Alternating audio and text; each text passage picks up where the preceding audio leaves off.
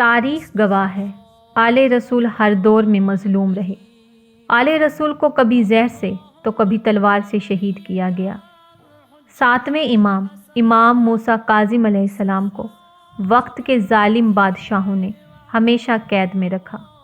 آل رسول سے جلتے، حسد کرتے کہ حکومت ہماری، دولت ہماری، بادشاہ ہم، لیکن پھر بھی لوگ آل رسول کی عزت کرتے ہیں، جبکہ ان کا لباس پھٹا پرانا، نہ ان کے پاس مال نہ دولت۔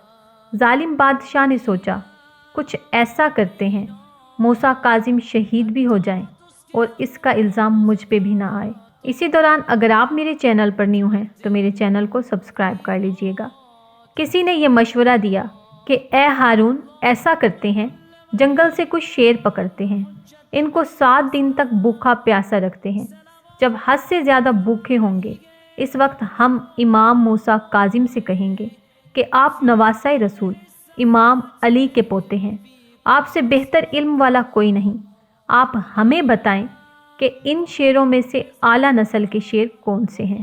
اس طرح ہم امام کو پنجرے میں بھیجیں گے اور بھوکے شیر امام کو کھا جائیں گے، پھر ہم کہیں گے کہ ہمیں کیا معلوم کہ شیر اس کو کھا جائے گا، ہم تو ان کو رسول اللہ کا نواسہ سمجھتے جو علم غیب کا دعویٰ کرتے ہیں۔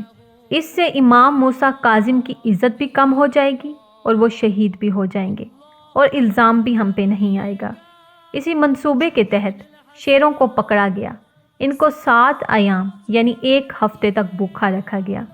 امام موسیٰ کاظم علیہ السلام کو یہ حکم دیا گیا کہ وہ شیروں کے پنجرے میں جائیں اور ہمیں بتائیں کہ ان میں اعلیٰ نسل کے شیر کون سے ہیں۔ امام موسیٰ کاظم علیہ السلام کو جیسے ہی پنجرے میں اتارا گیا، لوگ دور سے تماشا دیکھنے لگے۔ ایک طرف رسول اللہ کا نواسہ امام موسیٰ کاظم، دوسری طرف وہ بھوکے پیاسے شیر تیزی سے امام کی طرف بڑھنے لگے۔ دشمن خوش ہونے لگے کہ اب یہ امام کو کھا جائیں گے اور ہم پہ الزام بھی نہیں آئے گا، لیکن اتنے میں تمام شیر امام موسیٰ کاظم کے قدموں پہ سر رکھ کے تعظیمی سجدہ کرنے لگے۔ امام نے ان تمام شیروں کے سر پہ محبت سے ہاتھ پھیرا۔